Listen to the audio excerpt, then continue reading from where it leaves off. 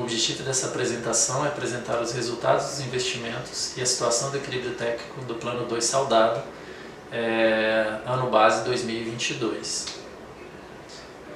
Em relação aos resultados dos investimentos, em 2022 é possível observar no gráfico a seguir que a rentabilidade do plano ela conseguiu acompanhar bem a meta atuarial, tá? Até novembro de 2022.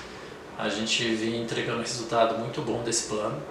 No entanto, em dezembro de 2022, a gente teve que registrar uma redução do valor de um ativo que nós temos em carteira, que é a SPE, e também nesse período, no final do ano, houve o aumento das taxas de juros, o que enseja uma redução do preço dos títulos públicos, afetando a rentabilidade da carteira. Apesar da carteira já ter grande parte dela com títulos marcados a mercado que não sofrem com a volatilidade das taxas de juros.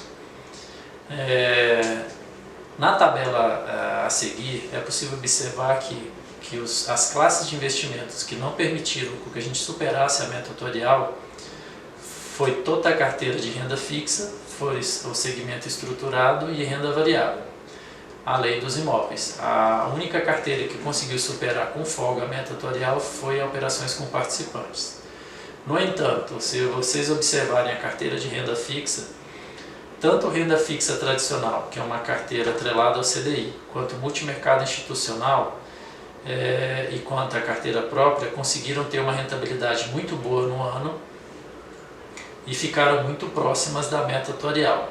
O que não permitiu que a gente ficasse mais próximo da meta atuarial e não superasse exatamente a rentabilidade muito ruim da renda variável no ano, que inclui a redução do valor da SPE,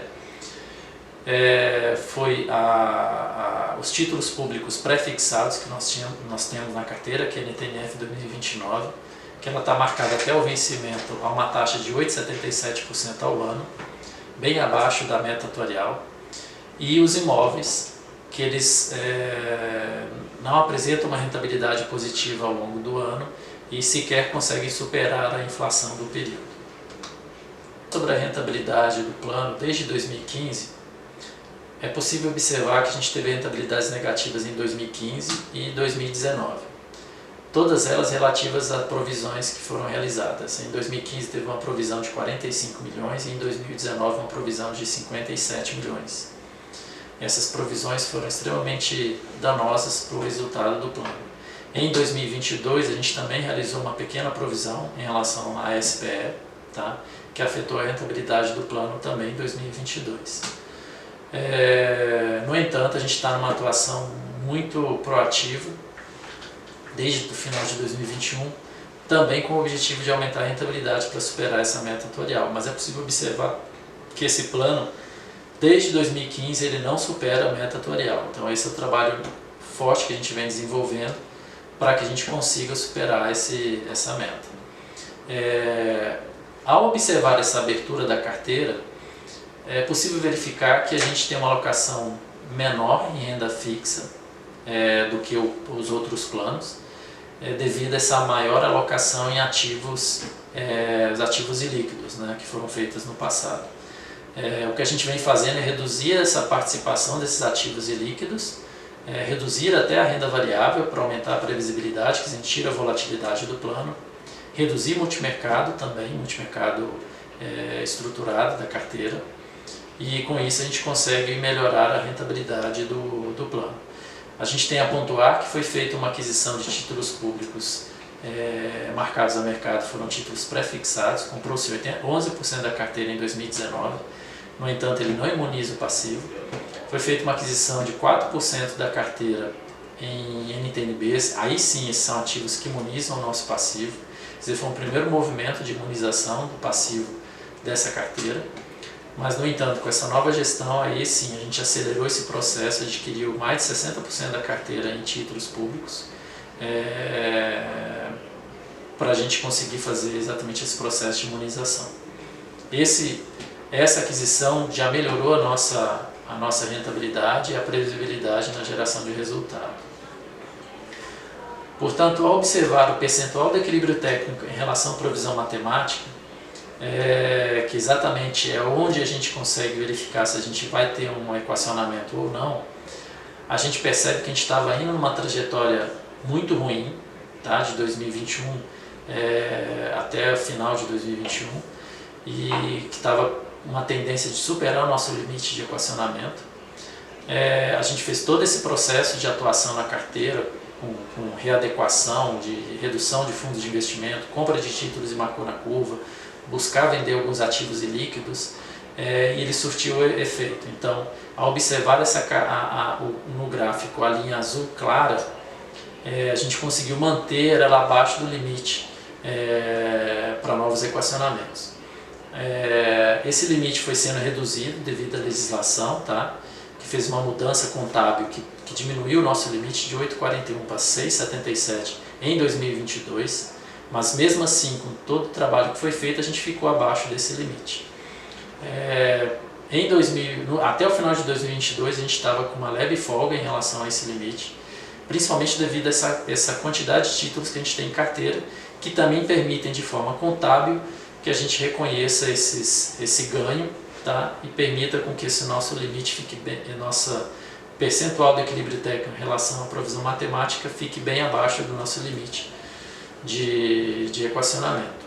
A nossa projeção é que até o final do ano a gente continue abaixo desse limite, que agora reduziu mais um pouco, foi para 6,52, com todo o trabalho que a gente vem fazendo. Então, essa é a previsão da gestão nesse momento, que a gente continue atuando para manter esse percentual abaixo do limite na atuação em relação a toda a nossa carteira.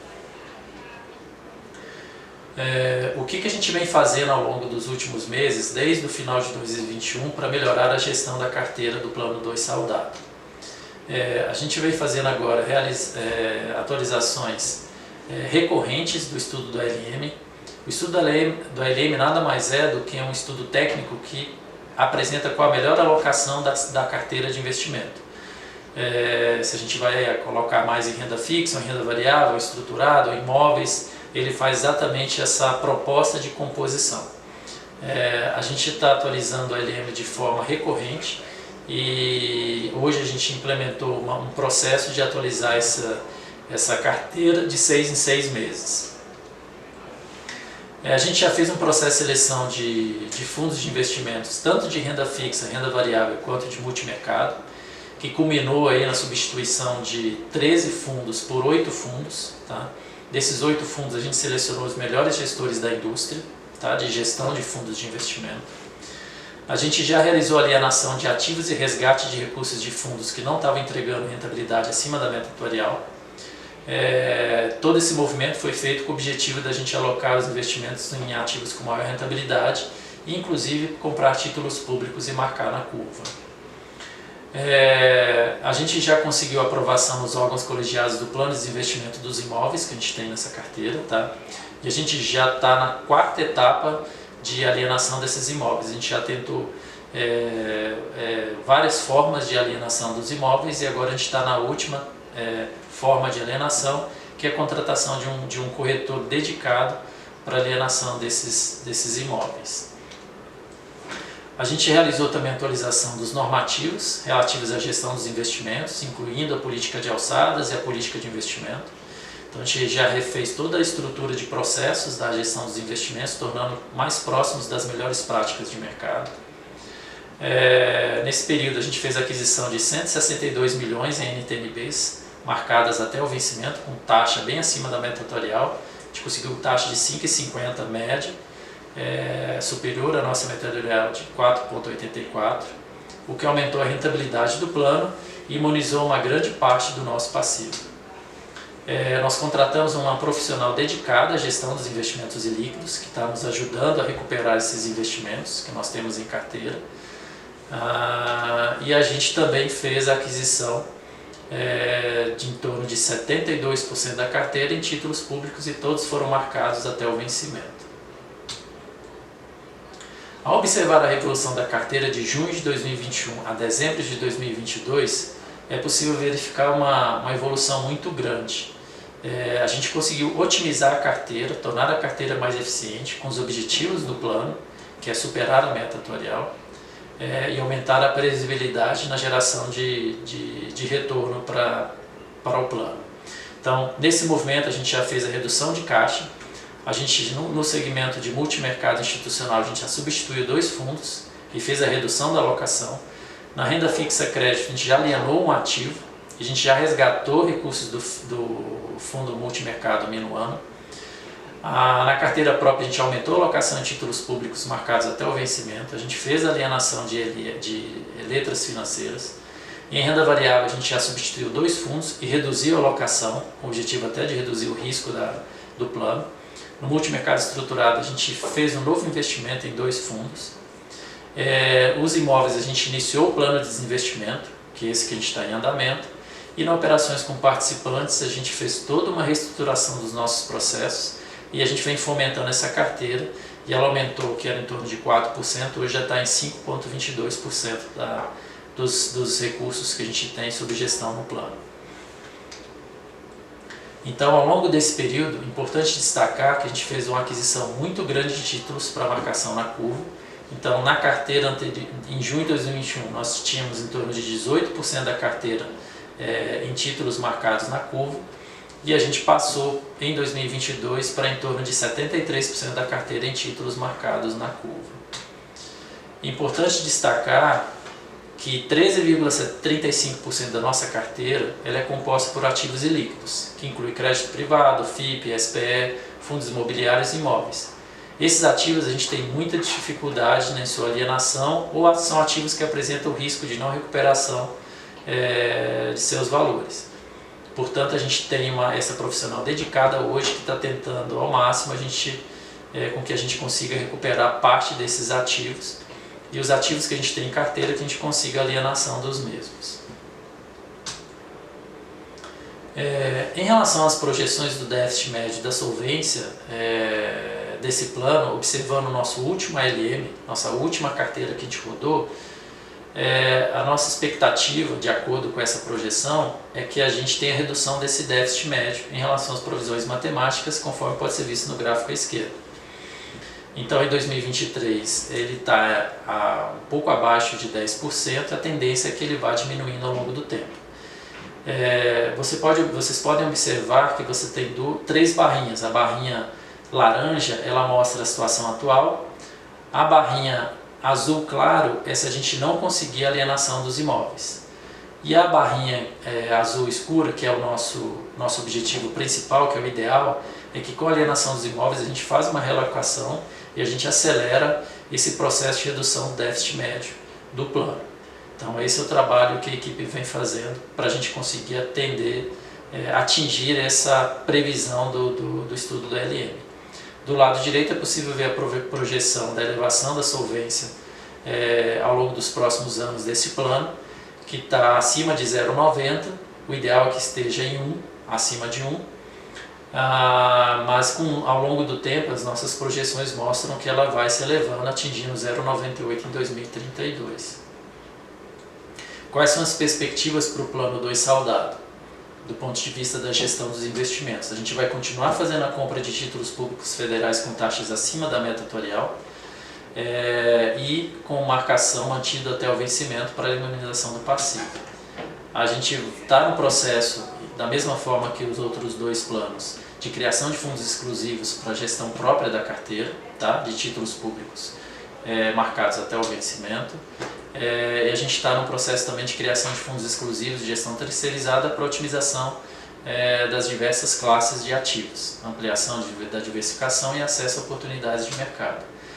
A gente também está no processo avançado do nosso plano de desinvestimento dos imóveis, e tratativas para alienações e desinvestimentos dos demais ativos ilíquidos. Então a gente está atuando de forma efetiva para tentar resgatar o valor desses ativos ilíquidos. E a gente também está numa atuação ativa na gestão da carteira de empréstimos aos participantes, fomentando essa carteira, incentivando para que os participantes façam a troca dos seus empréstimos atuais por taxas mais atrativas, que são as taxas hoje vigentes, e a gente também está atuando em relação à inadimplência da carteira, até para aumentar a rentabilidade e profissionalizar e melhorar todo o nosso processo de gestão dessa carteira. E é isso, a gente encerra agora essa apresentação e agradece a participação de todos os participantes que observaram essa apresentação.